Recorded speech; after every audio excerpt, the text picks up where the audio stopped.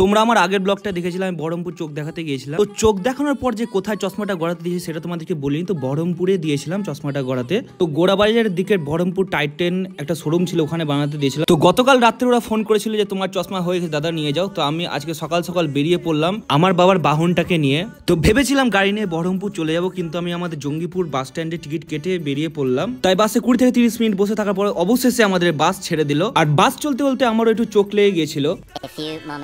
তো চোখ খুলে দেখছি যে বহরমপুর পৌঁছে গেছি। তাড়াতাড়ি বাস থেকে নেমে এবার হাঁটতে শুরু করলাম। এদিকে রোদের যা তা তোমরা মুখ দেখে বুঝতে পারছো।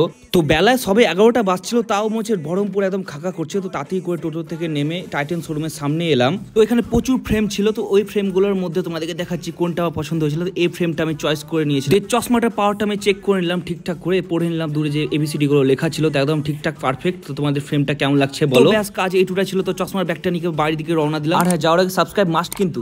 বাই।